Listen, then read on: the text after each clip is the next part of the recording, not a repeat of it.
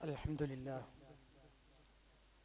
نحمده ونستعينه ونؤمن به ونتوكل عليه ونعوذ بالله من شرور أنفسنا ومن سيئات أعمالنا من يهده الله فلا مضل له ومن يضلله فلا هادي له أشهد أن لا إله إلا الله وحده لا شريك له وأشهد أن محمدا عبده ورسوله أرسله بالهدى ودين الحق ليظهره على الدين كله ولو كره المشركون اللهم صل على محمد وعلى آل محمد كما صليت على إبراهيم وعلى آل إبراهيم اللهم بارك على محمد وعلى آل محمد كما باركت على إبراهيم وعلى آل إبراهيم إنك حميد مجيد أما بعد فإن خير الحديث كتاب الله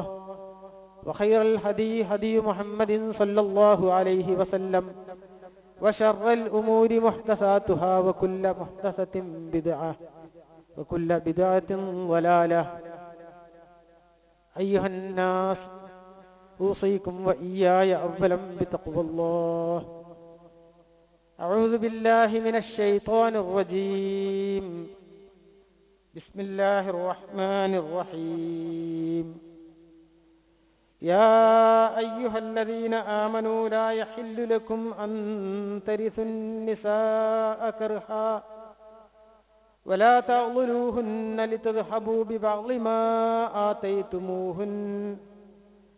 ببعض ما آتيتموهن إلا أن يأتين بفاحشة مبينة وعاشروهن بالمعروف فإن كرهتموهن فعسى أن تكرهوا شيئا ويجعل الله فيه خيرا كثيرا صدق الله സത്യവിശ്വാസിനികളെ അള്ളാഹുവിൻ്റെ കൽപ്പനകളും നിർദ്ദേശങ്ങളും വിധിവിലക്കുകളെല്ലാം പരമാവധി ശ്രദ്ധിച്ച് ജീവിതം വിശ്വാസത്തോടുകൂടി തഖ്വയോടുകൂടി ചിട്ടപ്പെടുത്താൻ ശ്രദ്ധിക്കണമേ എന്ന് എല്ലാവരെയും ആദ്യമായി ഓർമ്മപ്പെടുത്തുകയാണ്. പടച്ചതമ്പുരാന് ഈ ലോകത്ത് നമുക്ക് സമാധാനപൂർണമായ സന്തോഷപൂർണമായ അതോടൊപ്പം സുരക്ഷിതത്വമുള്ള ഒരു ജീവിതത്തിന് അത് ഉറപ്പുവരുത്താൻ വേണ്ടിയാണ് കുടുംബജീവിതം എന്നുള്ളത് നമുക്ക് നിശ്ചയിച്ചു തന്നത്. നമ്മുടെ സ്നേഹവും കാരുണ്യവും വാത്സല്യവും ഒക്കെ കൊടുക്കുകയും കിട്ടുകയും ഒക്കെ ചെയ്യപ്പെടുന്ന സമൂഹത്തിലെ ഏറ്റവും ഒരു ചെറിയ യൂണിറ്റാണ് കുടുംബം എന്ന് വേണമെങ്കിൽ പറയാം. ആ കുടുംബം ഏറ്റവും സന്തോഷകരമായി തീരാൻ, ഏറ്റവും സംതൃപ്തകരമായി തീരാൻ നമ്മൾ ശ്രദ്ധിച്ചിരിക്കേണ്ടതുണ്ട്. അതിലേറ്റവും വലിയ ഒരു പങ്ക് വഹിക്കുന്നത് വീട്ടിലെ കുടുംബിനികളാണ്, നമ്മുടെ ഭാര്യമാരാണ്. വീടിനെ പറ്റി ഇസ്ലാം പറയുന്നത് തന്നെ വീട് സമാധാനത്തിന്റെ ഗേഹമെന്നാണ്. ഖുർആനിൽ മസ്കൻ എന്നുള്ള പദം ഉപയോഗിച്ചത് അങ്ങനെയാണ്. സക്കന എന്ന് പറഞ്ഞാൽ ശാന്തമായി എന്നാണ്. അപ്പൊ ശാന്തിയുടെ ഒരു ഗേഹമായി, സന്തോഷത്തിന്റെയും സംതൃപ്തിയുടെയും ഒരു കേന്ദ്രമായി നമ്മുടെ വീടുകളായിരിക്കണം എന്നുള്ളതാണ് വിശുദ്ധ ഖുർആനിന്റെ ആഹ്വാനം. ഒരു സ്ത്രീ, ആ സ്ത്രീയാണ് പലപ്പോഴും ഒരു വീടിനെ ഏറ്റവും സംതൃപ്തമാക്കി തീർക്കുന്നത് എന്ന് പറഞ്ഞാൽ അത് തെറ്റല്ല. വീട് എങ്ങനെയായിരിക്കണമെന്ന് നിർണയിക്കാനുള്ള ഏറ്റവും വലിയൊരു പങ്ക് തന്നെ വീട്ടിലെ കുടുംബിനികൾ നിർവഹിക്കുന്നുണ്ട്. അതുകൊണ്ട് തന്നെ ആയിരിക്കാം പ്രവാചകൻ സല്ലല്ലാഹു അലൈഹി വസല്ലം പറഞ്ഞത്, അദ്ദുനിയ മതാഉ, ഈ ലോക ജീവിതം എന്ന് പറഞ്ഞാൽ തന്നെ ഒരുപാട് വിഭവങ്ങളാണ്, ചരക്കുകളാണ്. ഒരുപാട് വിഭവങ്ങളാണ് ഈ ലോക ജീവിതം എന്ന് പറഞ്ഞാൽ തന്നെ. വഖൈറു മതാഇഹാ അൽ മർഅത്തു സ്വാലിഹ, ഇവിടുത്തെ വിഭവങ്ങളിൽ ഏറ്റവും ഉത്തമമായിട്ടുള്ളത് നല്ല ഒരു സ്ത്രീയാണ്. നല്ലൊരു സ്ത്രീ ഉണ്ടാവുക എന്നുള്ളത് തന്നെയാണ് ദുന്യാവിൽ വെച്ച് മനുഷ്യന് കിട്ടാവുന്ന ഏറ്റവും വലിയ വിഭവം, ഏറ്റവും സുന്ദരമായ ഒരു വിഭവം എന്നുള്ളതാണ് പ്രവാചകൻ സല്ലല്ലാഹു അലൈഹി വസല്ലം പഠിപ്പിക്കുന്നത്. ഒരു സ്ത്രീയുടെ സന്തോഷമാണ് ആ കുടുംബത്തിന്റെ സന്തോഷം എന്ന് വേണമെങ്കിൽ പറയാം. വീട്ടിലുള്ള കുടുംബിന് സന്തോഷവതിയാണെങ്കിൽ ആ കുടുംബം സന്തോഷകരമായിരിക്കും. ഇനി എത്ര രോഗമുള്ള പ്രായമേറിയ ആളുകൾ ആ വീട്ടിലുണ്ടെങ്കിലും വീട്ടിലുള്ള സ്ത്രീ കുടുംബിന് സന്തോഷവതിയാണ് എങ്കിൽ ആ രോഗങ്ങളൊക്കെ നിസ്സാരമായിരിക്കും. സാമ്പത്തികമായി കുറച്ചൊക്കെ പ്രയാസമുള്ള വീടാണെങ്കിൽ തന്നെയും ആ വീട്ടിലെ പുരുഷനെ സംബന്ധിച്ചിടത്തോളം, കുടുംബാംഗങ്ങളെ സംബന്ധിച്ചിടത്തോളം അതൊക്കെ മറക്കുവാൻ ഈ സന്തോഷം തന്നെ മതിയാകും. കുടുംബിന് നന്നെങ്കിൽ കുട്ടികളെ സംബന്ധിച്ചിടത്തോളം അതുപോലെ തന്നെ. ഇനിയിപ്പോ ഒരു A+ ഒക്കെ കുറഞ്ഞു പോയാൽ തന്നെ വിജയത്തിന്റെ കാര്യത്തിലൊക്കെ അത്രമാത്രം മുൻപന്തിയിലല്ല കുട്ടികളുടെ ബൗദ്ധികമായ നിലവാരം, ബുദ്ധിപരമായ നിലവാരമെങ്കിൽ തന്നെയും ആ കുട്ടികളെ സംബന്ധിച്ചിടത്തോളം വീട്ടിലേക്ക് വരാൻ അവർക്ക് താല്പര്യം ഉണ്ടാവും. വീട് അവർക്ക് സുന്ദരമായി തോന്നും. വീട്ടിലെ കുട്ടികളുടെ ഉമ്മ സന്തോഷവതിയാണ് എങ്കിൽ ഈ കുടുംബിനിക്ക് എങ്ങനെയാണ് സന്തോഷം ഉണ്ടാകുക? നമ്മളെ വീട്ടിലെ ഭാര്യമാർക്ക്, കുടുംബിനികൾക്ക്, അല്ലെങ്കിൽ വീട് നയിക്കുന്ന ഈ സ്ത്രീകൾക്ക് പ്രവാചകൻ സല്ലല്ലാഹു അലൈഹി വസല്ലം പറഞ്ഞു, അവൾ അധികാരിയാണ് എന്ന. അൽ മർഅത്തു റാഇയ, അവൾ രാജ്ഞിയാണ് സ്ത്രീ. ഫി ബൈതി സൗജിഹ, അവളുടെ ഭർത്താവിന്റെ വീട്ടിലെ മക്കളുടെ ഒക്കെ നേതൃത്വം വഹിക്കുന്ന അധികാരമുള്ള ഒരു രാജ്ഞിയാണ് അവൾ എന്ന. ആ അധികാരം കൊണ്ട് നടക്കുന്ന ഈ കുടുംബിനെ മനസ്സംതൃപ്തിയോടുകൂടി, സന്തോഷത്തോടുകൂടി അതൊക്കെ കൊണ്ടു നടക്കുന്നുവെങ്കിൽ, അതിനുള്ള ഒരു മാനസികമായ അവസ്ഥ അവർക്കുണ്ടാകുന്നുവെങ്കിൽ ആ കുടുംബം ഇസ്ലാം പറഞ്ഞ പോലെ ശാന്തിയുടെ ഗേഹമാവും, സംതൃപ്തമായ കേന്ദ്രമായി തീരുമെന്ന, മസ്കനായി തീരും. ഇവൾക്ക് സന്തോഷം നൽകേണ്ടത് ആരാ? ഈ കുടുംബിനെ സംതൃപ്തയാകുന്നത് എപ്പോഴാണ്? നമ്മൾ ആലോചിച്ച് നോക്കേണ്ടതാണ്. നമുക്കറിയാം, ആ സ്ത്രീയെ സംബന്ധിച്ചിടത്തോളം സ്ത്രീയോട് ഏറ്റവും കൂടുതൽ ചേർന്ന് നിൽക്കുന്നത് ഭർത്താവ് തന്നെയാണ്. ഒരു പുരുഷനെ സംബന്ധിച്ചിടത്തോളം അങ്ങനെ തന്നെയാണ്. ആ പുരുഷന് എത്ര ആരൊക്കെ ബന്ധുക്കൾ ഉണ്ടെങ്കിൽ തന്നെയും ആ പുരുഷനോട് ചേർന്ന് നിൽക്കുന്ന, ആ പുരുഷന്റെ രഹസ്യവും പരസ്യവും എല്ലാം കൃത്യമായി അറിയുന്നത് ഭാര്യ തന്നെയാണ്.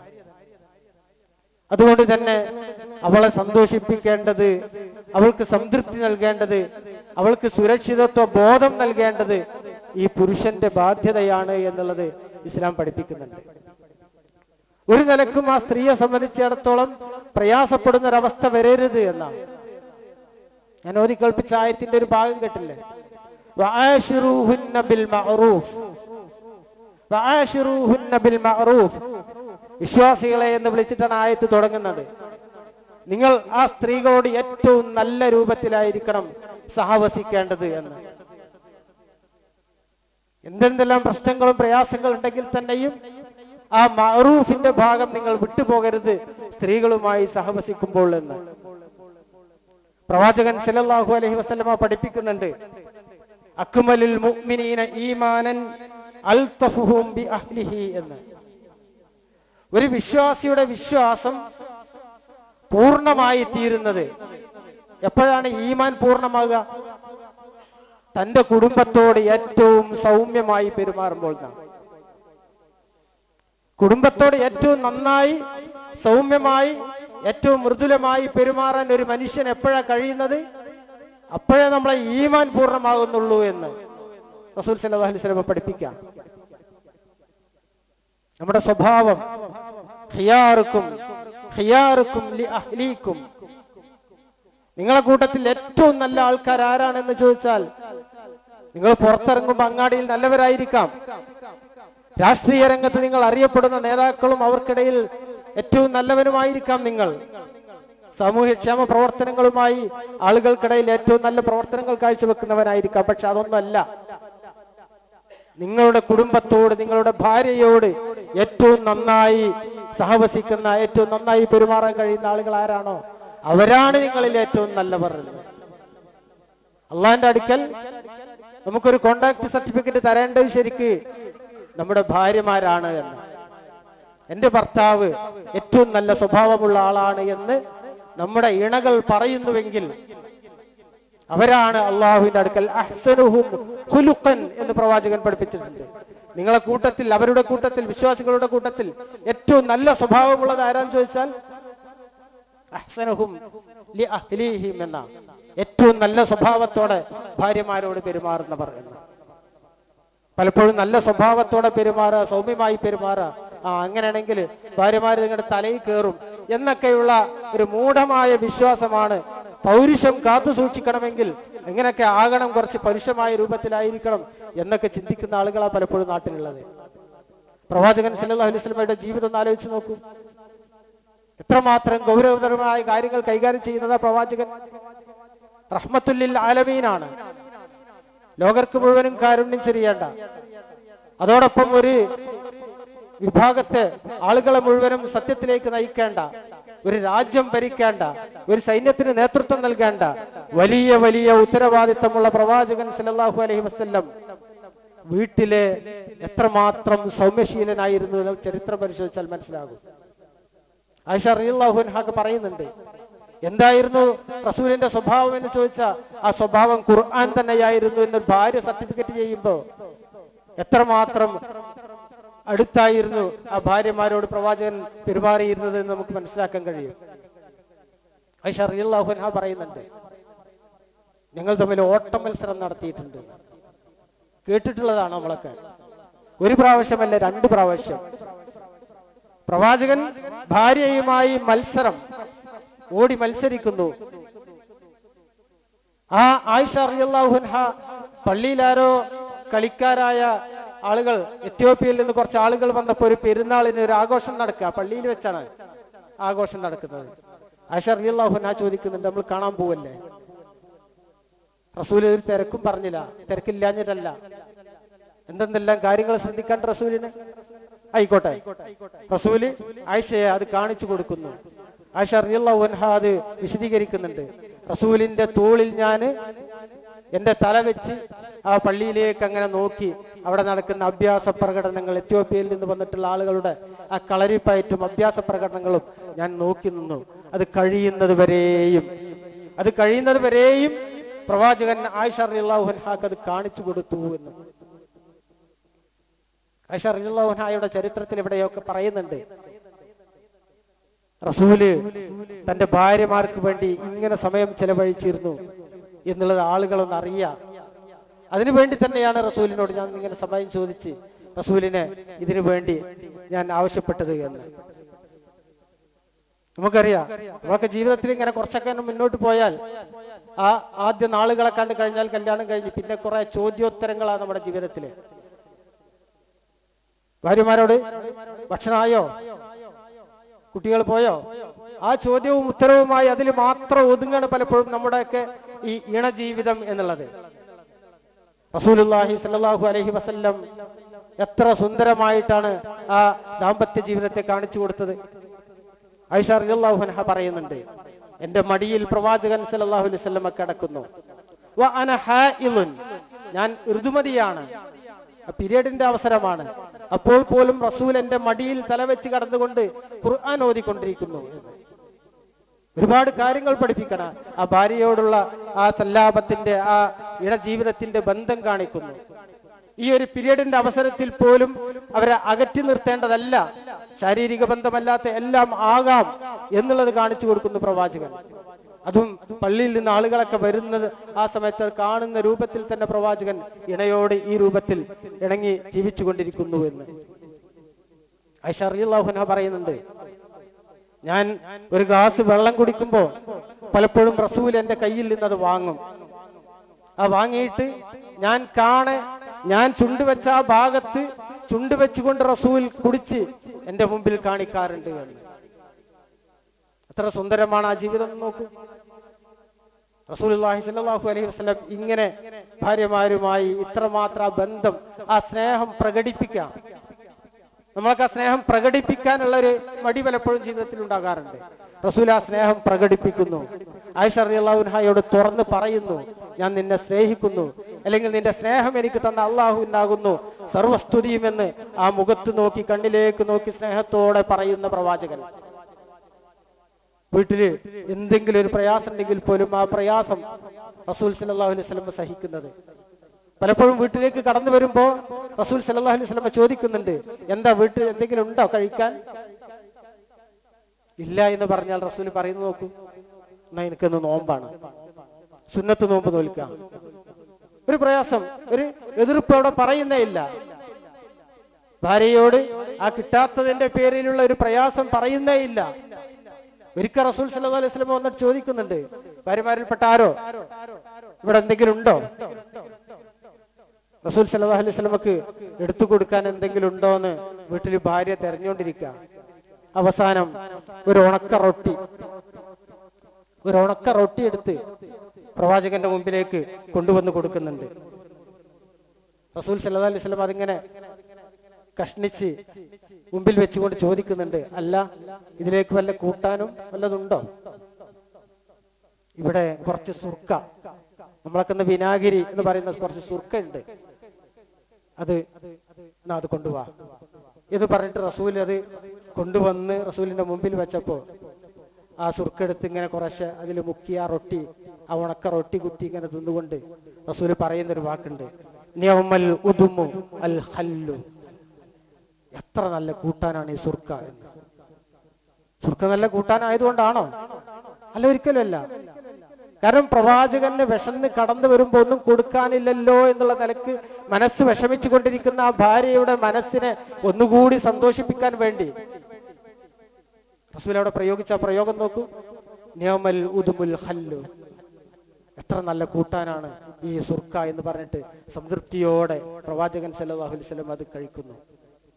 ആയിഷ ബീവി പറയുന്നുണ്ട്, ഒരിക്കൽ പോലും റസൂൽ സല്ലല്ലാഹു അലൈഹി വസല്ലം ഒരു ഭക്ഷണത്തെ കുറ്റം പറഞ്ഞിട്ടില്ല എന്ന്.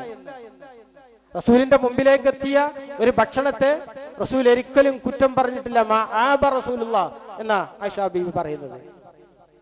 റസൂൽ സല്ലല്ലാഹു അലൈഹി വസല്ലം അങ്ങനെയായിരുന്നു ആ കുടുംബ ജീവിതത്തെ, ആ കുടുംബത്തെ മസ്കനാക്കി മാറ്റിയിരുന്നത് എന്ന് കാണാൻ കഴിയും. മരണപ്പെട്ടു പോയ ഖദീജയെ സംബന്ധിച്ച് ഓർക്കുകയും, ഖദീജ എന്റെ എല്ലാമായിരുന്നു, എന്റെ മക്കളെ പ്രസവിച്ചത് അവളാണ്, എനിക്ക് എല്ലാ താങ്ങും തണലുമായി നിന്നത് അവളായിരുന്നു, അവളുടെ ആ ഒരു സ്നേഹം എന്നൊക്കെ പറഞ്ഞിട്ട് മരണത്തിന് ശേഷവും ഖദീജയെ പറ്റി ഓർക്കുകയും, എന്തെങ്കിലും പ്രത്യേകമായ അവസരങ്ങൾ ഉണ്ടാകുമ്പോൾ ആ ഖദീജയെ ഓർത്തുകൊണ്ട് ഖദീജയുടെ കൂട്ടുകാരികൾക്ക് സമ്മാനങ്ങൾ കൊടുത്തയക്കുകയും ഒക്കെ ചെയ്യുന്ന പ്രവാചകൻ സല്ലല്ലാഹു അലൈഹി വസല്ലം. ഇങ്ങനെയുള്ള ഒരു ദാമ്പത്യ ജീവിതമായിരുന്നു പ്രവാചകൻ സല്ലല്ലാഹു അലൈഹി വസല്ലം പഠിപ്പിച്ചിരുന്നത്. ഇത് സഹാബത്ത് ആ നിലക്ക് മനസ്സിലാക്കുകയും അത് മറ്റുള്ളവർക്ക് വേണ്ടി പഠിപ്പിച്ചു കൊടുക്കുകയും പാഠങ്ങൾ പകർന്നു നൽകുകയും ചെയ്തിരുന്നു എന്ന് കാണാൻ കഴിയും. അപ്പൊ സ്നേഹം കാണിക്കുകയും പ്രകടിപ്പിക്കുകയും അതോടൊപ്പം അവരുടെ ജീവിതത്തെ സംതൃപ്തമാക്കുകയും. പലപ്പോഴും ഭാര്യമാരെ വിളിച്ച് പ്രവാചകൻ ചോദിച്ചിരുന്നു, അല്ല, എന്റെ കൂടെയുള്ള ജീവിതം എങ്ങനെയുണ്ട്, സംതൃപ്തമല്ലേ എന്ന് ചോദിച്ചിരുന്നു. ഭാര്യമാരോട് ചോദിച്ചിരുന്നു, അവരുടെ സംതൃപ്തി, അവരുടെ ഫീഡ്ബാക്ക് റസൂൽ സല്ലല്ലാഹു അലൈഹി വസല്ലം പലപ്പോഴും അറിഞ്ഞിരുന്നു എന്നാണ്. ഇത് സഹാബത്ത് അതുപോലെ ജീവിതത്തിൽ പകർത്തിയിരുന്നു എന്നതിന് മറ്റൊരു തെളിവാണ്. റസൂൽ സല്ലല്ലാഹു അലൈഹി വസല്ലം മദീനയിലേക്ക് ചെന്നപ്പോൾ അവിടെ ഉണ്ടായിരുന്ന ആളുകൾക്കിടയിൽ സാഹോദര്യം സ്ഥാപിക്കുകയുണ്ടായി. സൽമാൻ വിദേശിയായ ഒരാളാണ്, അബൂദർദാ അവിടുത്തെ സ്വദേശിയാണ്. അവർക്ക് തമ്മിൽ സാഹോദര്യം ഉണ്ടാക്കുകയും അങ്ങനെ അബൂദർദാന്റെ വീട്ടിലേക്ക് ഒരിക്കൽ സൽമാൻ ഇങ്ങനെ ചെല്ലാം. രണ്ടാളും സഹാബികളാ. അബൂദർദാന്റെ വീട്ടിലേക്ക് ചെന്നപ്പോ സൽമാൻ കാണുന്നത് അബൂദർദാന്റെ ഭാര്യ ആകെ ചടച്ച്, വേഷമൊക്കെ ആകെ മുഷിഞ്ഞ് ഇങ്ങനെ കഴിഞ്ഞുകൂടുന്ന ഒരവസ്ഥയാണ്. അപ്പൊ അബൂദർദാ എവിടെയാണ് ചോദിച്ചപ്പോ, ഇല്ല ഇവിടെ ഇല്ല, പുറത്താണ്. അബൂദർദാവിനോട് ചോദിക്കുന്നുണ്ട്, എന്താണ് നിന്റെ ഈ വേഷം? അപ്പൊ അവര് പറയുന്നൊരു മറുപടി ഉണ്ട്, അവർക്ക് എന്റെ കാര്യത്തിൽ വല്ല താല്പര്യം വേണ്ട, മനസ്സിലായില്ലേ? ഭാര്യ പറയാണ്, എന്റെ ഭർത്താവിന് എന്റെ കാര്യത്തിൽ വല്ല താല്പര്യവും വേണ്ടേ? അവര് നോമ്പ് നോൽക്കുന്നു, അതേപോലെ തന്നെ നമസ്കരിക്കുന്നു, അവരെ അനുഷ്ഠാനങ്ങളുമായി അങ്ങനെ നടക്കുന്നു എന്നുള്ളതല്ലാതെ. അങ്ങനെ അബൂദർദാ വരുന്നത് വരെയും സൽമാൻ അവിടെ വീട്ടിൽ കാത്തിരുന്നു. അബൂദർദാ കടന്നു വന്നു. വീട്ടിലേക്ക് കടന്നു വന്നപ്പോ അബൂദർദാന്റെ ഭാര്യ കുറച്ച് ഭക്ഷണം കൊണ്ടുവന്നു കൊടുത്തു അതിഥിക്ക്. അപ്പോ സൽമാൻ ഭക്ഷണം കഴിക്കാൻ വേണ്ടി തുടങ്ങിയപ്പോ അബൂദർദായോട് പറയുന്നത്, കഴിക്ക്, ഭക്ഷണം കഴിക്ക്. അപ്പൊ അയാൾ പറയണ, അല്ല, ഞാൻ നോമ്പാണ്, ഞാൻ ഇപ്പൊ കഴിക്കണില്ല. ഉടനെ സൽമാൻ പറഞ്ഞു, എന്റെ കൂടെ നീ ഭക്ഷണം കഴിക്കണം. ഇപ്പൊ നോമ്പ് നീ മുറിച്ചോ? സുന്നത്ത് നോമ്പല്ല, നോമ്പ് ഒഴിവാക്കിക്കോ, എന്റെ കൂടെ ഭക്ഷണം കഴിക്കണം എന്ന് പറഞ്ഞ് ഭക്ഷണം കഴിപ്പിക്കുന്നു. പിന്നീട് അവിടെ തന്നെ കഴിച്ചു കൂട്ടണം അയാളുടെ കൂടെ. രാത്രിയായപ്പോ സൽമാൻ ഉറങ്ങാൻ കിടന്നപ്പോ അബൂദർദാ ഉറങ്ങാതെ നിന്ന് നമസ്കരിക്കാൻ തുടങ്ങുക. സൽമാൻ പറഞ്ഞു, നീ ഉറങ്ങ്, ഇപ്പൊ ഉറങ്ങേണ്ട സമയമാണ്, ഇപ്പൊ ഉറങ്ങാണ് വേണ്ടത്. എന്നിട്ട് സുബഹിക്ക് തൊട്ട് മുമ്പ് എണീറ്റ് രണ്ടുപേരും തഹജ്ജുദ് നമസ്കരിക്കുന്നു. ഈ സമയത്ത് നീ നമസ്കരിച്ചോ? ഇങ്ങനെ ഒരു ദിവസം സൽമാൻ അബൂദർദാന്റെ കൂടെ കഴിച്ചു കൂട്ടിയതിനു ശേഷം പറയുന്നുണ്ട്, ഇന്ന ലിനഫ്സിക അലൈക ഹഖ്ഖ. അബൂദർദാ, നീ മനസ്സിലാക്കണം, നിന്റെ ശരീരത്തോട് നിനക്ക് കുറച്ച് ബാധ്യതകളുണ്ട്. നിന്റെ തടി നീ കാക്കണം, ഉറങ്ങണം, അതേപോലെ തന്നെ വിശ്രമിക്കണം. വലി റബ്ബിക അലൈക ഹഖ്ഖ. റബ്ബിനോട് നിനക്ക് കുറച്ച് കടമകളുണ്ട്, കടപ്പാടുകളുണ്ട്. റബ്ബിന് വേണ്ടി നമസ്കരിക്കുകയും നോമ്പനുഷ്ഠിക്കുകയും ചെയ്യണം. വലി ലൈഫിക അലൈക ഹഖ്ഖ. നിന്റെ അതിഥിയോട് നിനക്ക് ചില ബാധ്യതകളുണ്ട്. ഒരു അതിഥിയായി, ഒരു വിരുന്നുകാരനായി കടന്നു വന്നാൽ അയാളെ സ്വീകരിക്കുകയും അയാളോടൊപ്പം ഇരുന്ന് ഭക്ഷണം കഴിക്കുകയും ചെയ്യുക എന്ന് പറയുന്ന ആ കടമകൾ നീ നിർവഹിക്കേണ്ടതുണ്ട്. വഇന്ന ലി അഹ്ലിക അലൈക ഹഖ്ഖ. നിന്റെ കുടുംബത്തോട്, നിന്റെ ഭാര്യയോട് നിന്റെ ചില കടപ്പാടുകളുണ്ട്. ഇപ്പൊ രാത്രി മുഴുവൻ നിന്ന് നമസ്കരിച്ച് ഭാര്യയുമായുള്ള ബന്ധമില്ലാത്ത രൂപത്തിൽ നീ അങ്ങനെ ഇസ്ലാമികമായ ജീവിതം നയിക്കുന്നത് ശരിയല്ല എന്ന് പറഞ്ഞിട്ട് എല്ലാവർക്കുമുള്ള ആ ബാധ്യതകൾ നീ നിറവേറ്റിയിരിക്കണം.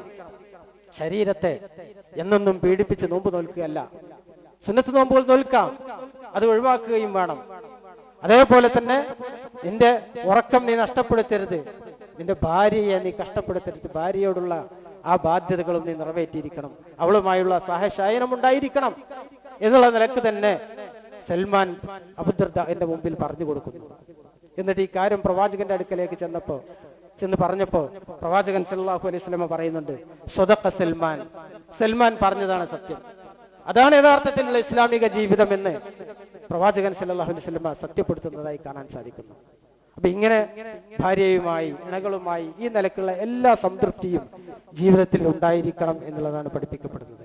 ഇതാണ് റസൂൽ സല്ലല്ലാഹു അലൈഹി വസല്ലമയുടെ ജീവിതത്തിൽ കാണാൻ കഴിയുന്നത്. ഏത് കാര്യത്തിലും ഭാര്യമാരെ കൂടി ആലോചിക്കുകയും അവരതിൽ പങ്കാളികളാക്കുകയും ചെയ്യുക എന്നുള്ളതും പ്രവാചകൻ എപ്പോഴും ജീവിതത്തിൽ കൊണ്ടു നടത്തിയിരുന്നതാണ്. പുരുഷൻ ഒരു അധികാരിയായി എല്ലാം, ഇപ്പൊ ഭാര്യ ഭർത്താവ് എന്ന് പറയുന്ന പദം തന്നെ മലയാളത്തിലുള്ളതാണ്. സൗജ് സൗജത്ത്, ഇണ തുണ എന്നുള്ളതാണ് ഇസ്ലാം പഠിപ്പിക്കുന്ന ഭാഷാ പ്രയോഗം. പ്രവാചകൻ എന്ത് കാര്യങ്ങളുണ്ടെങ്കിലും ഭാര്യമാരോട് കൂടി ആലോചിക്കുന്നു. അവരുടെ അഭിപ്രായങ്ങൾ ആരായുന്നു, അവരുടെ അഭിപ്രായങ്ങൾ പരിഗണിക്കേണ്ടതാണെങ്കിൽ അത് പരിഗണിക്കുന്നു.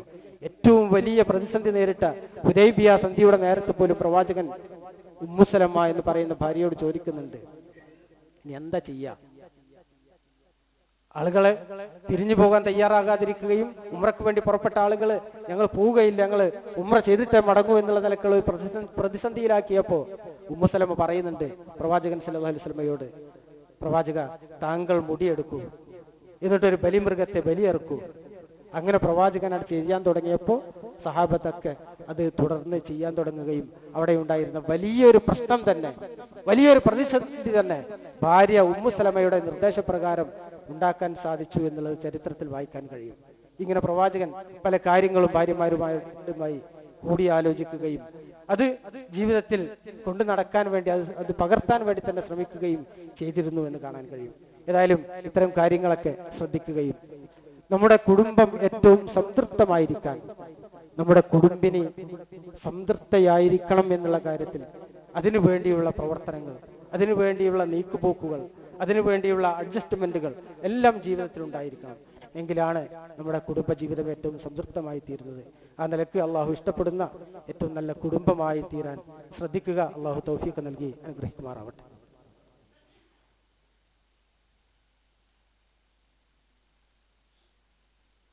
അൽഹംദുലില്ലാഹ് വസ്സലാത്തു വസ്സലാമു അലാ റസൂലില്ലാഹ് വഅലാ ആലിഹി വഅസ്ഹാബിഹി അജ്മഈൻ.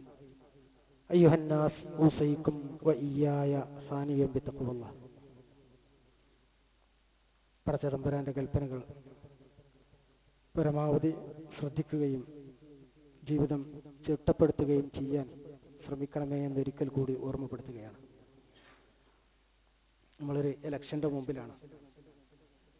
നമ്മുടെ നാട്ടിൽ വിവിധ തലങ്ങളിൽ ഭരണം നടത്തുന്ന ആളുകളെ തിരഞ്ഞെടുക്കേണ്ട വലിയ ഉത്തരവാദിത്വം അത് നമുക്കുണ്ട്.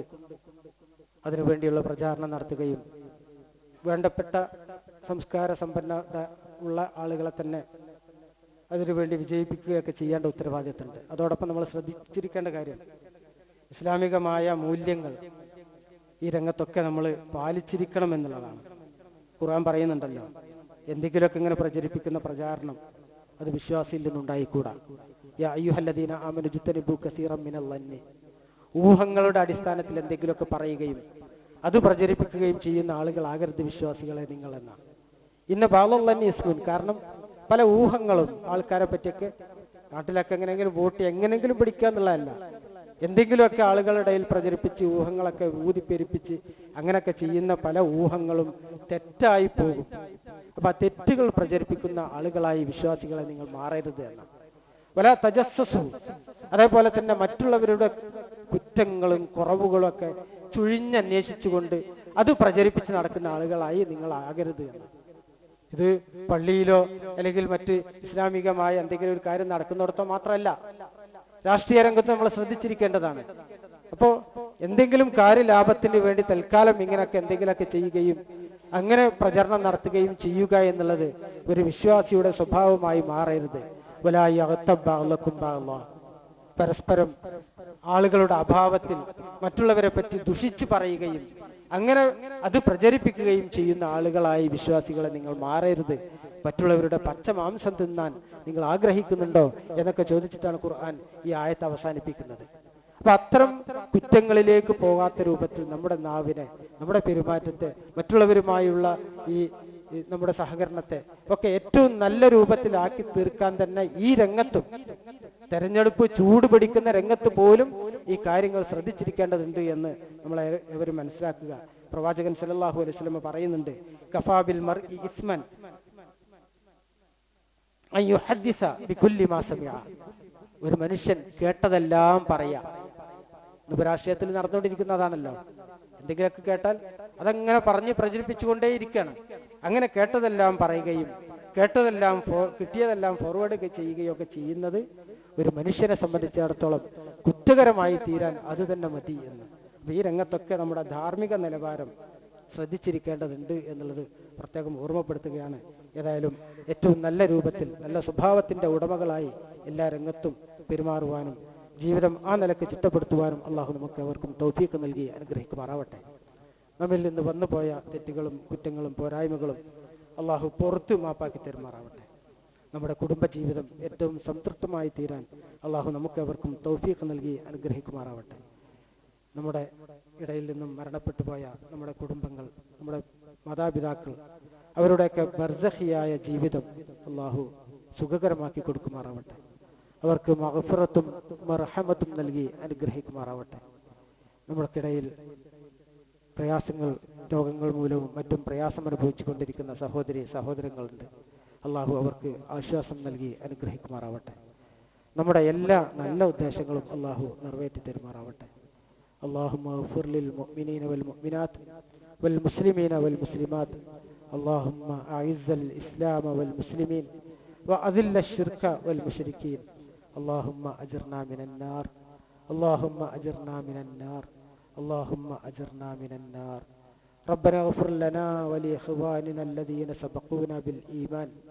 ربنا هب لنا من أزواجنا وذرياتنا قرة أعين واجعلنا للمتقين إماما. ربنا آتنا في الدنيا حسنة وفي الآخرة حسنة وقنا عذاب النار.